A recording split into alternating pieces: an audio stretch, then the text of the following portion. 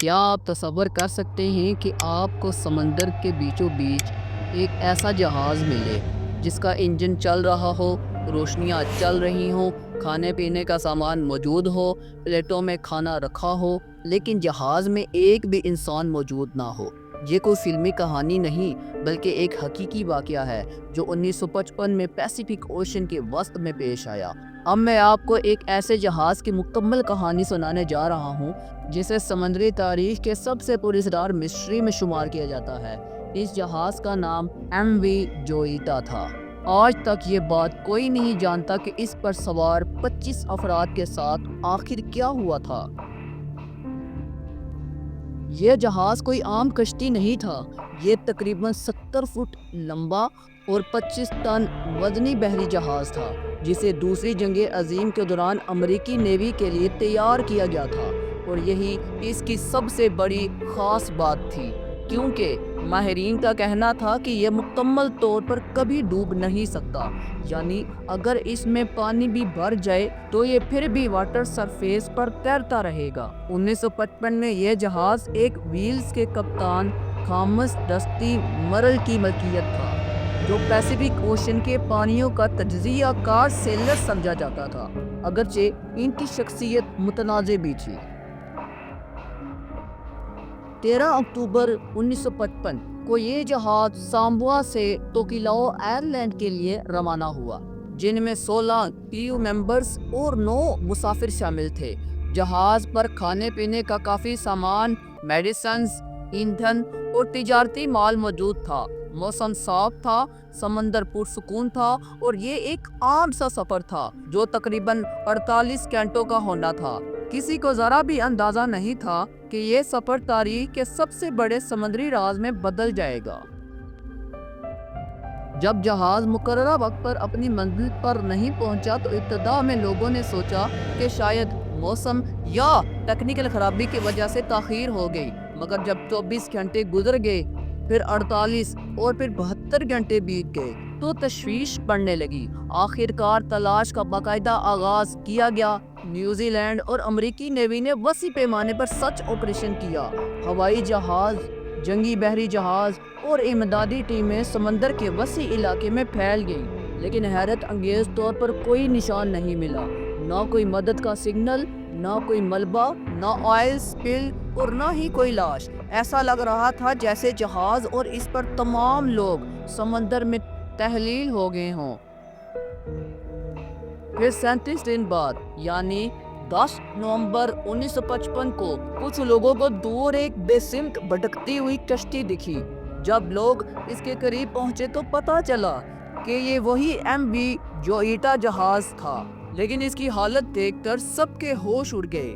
جہاز کا بایاں حصہ کچھ مائل تھا، جیسے پانی اس کے اندر آیا ہو، مگر یہ اب بھی تیر رہا تھا۔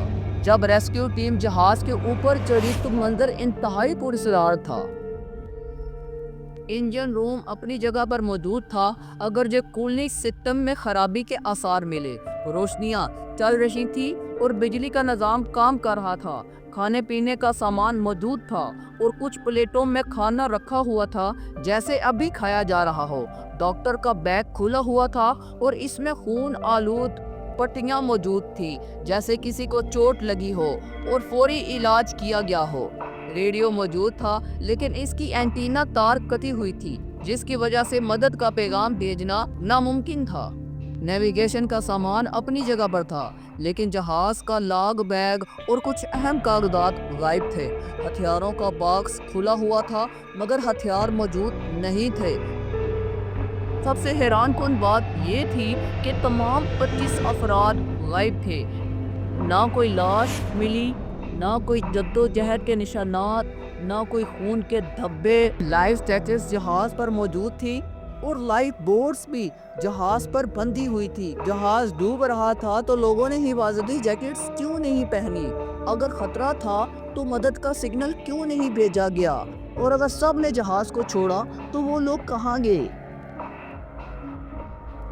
دوستو جب تحقیقات شروع کی گئی تو ماہرین نے بتایا کہ جہاز کے بائیں حصے میں آہستہ آہستہ پانی داخل ہو رہا تھا، مگر یہ کوئی خطرہ نہیں تھا کیونکہ جہاز کا مکمل ڈھانچہ اسے ڈوبنے نہیں دیتا تھا۔ انجن ٹھنڈا رکھنے والے نظام میں خرابی ضرور تھی، مگر یہ ایسی خرابی نہیں تھی کہ پورا عملہ گھبرا کر فوراً جہاز کو چھوڑ دے۔ جہاز اپنی اصل سمت سے تقریباً 600 میل دور پایا گیا، جو ایک معمہ تھا کہ وہ اتنی دور کیسے پہنچ گیا۔ کئی نظریات پیش کیے گئے۔ کچھ لوگوں نے کہا کہ شاید پائرٹس نے حملہ کیا ہو، مگر جہاز پر لوٹ مار یا تشدد کے واضح اثرات موجود نہیں تھے۔ کچھ نے عملے کی بغاوت کا امکان ظاہر کیا، مگر اس کا بھی کوئی ٹھوس ثبوت نہیں ملا۔ کچھ لوگوں نے مافوق الفطر قوتوں یا پراسرار سمندری علاقوں کا ذکر کیا، مگر سائنسی بنیاد پر ایسی کسی بات پر بھی تصدیق نہ ہو سکی۔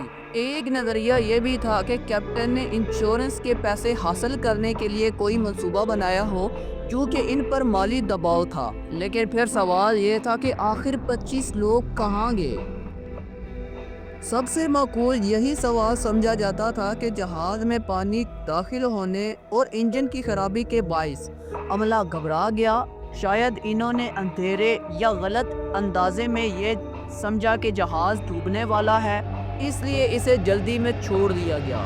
ممکن ہے کہ وہ کسی عارضی کشتی یا رافٹ میں سوار ہو گئے ہوں اور پھر سمندر کی تیز لہروں میں کہیں بہہ گئے ہوں۔ ہو سکتا ہے کہ وہ بھوک، پیاس، طوفان اور سمندری جانوروں کا شکار ہو گئے ہوں۔ حیرت کی بات یہ ہے کہ نہ وہ کبھی رافٹس ملی، نہ کوئی ملبہ ملا، نہ کوئی لاش۔ آج بھی ایم وی جوئیٹا کا واقعہ سمندری تاریخ کی سب سے بڑی مسٹری میں شمار ہوتا ہے۔ یہ ہمیں یہ یاد دلاتا ہے کہ سمندر بظاہر جتنا پرسکون نظر آئے، اس کی گہرائیوں میں ایسے راز چھپے ہوتے ہیں جو شاید کبھی بے نقاب نہ ہوں۔ اس جہاز پر سوار 25 افراد کہاں گئے؟ یہ سوال آج بھی ویسا ہی ہے جیسا 1955 میں تھا، بے جواب اور اسرار اور خوفناک۔ دوستو اگر آپ کو یہ ویڈیو اچھی لگی ہو تو اس ویڈیو کو لائک کرنا مت بھولیے گا۔ کمنٹ سیکشن میں آپ اپنی رائے کا اظہار بھی کر سکتے ہیں۔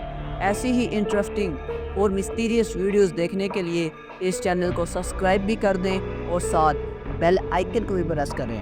اپنا بہت زیادہ خیال رکھیں۔ بائے۔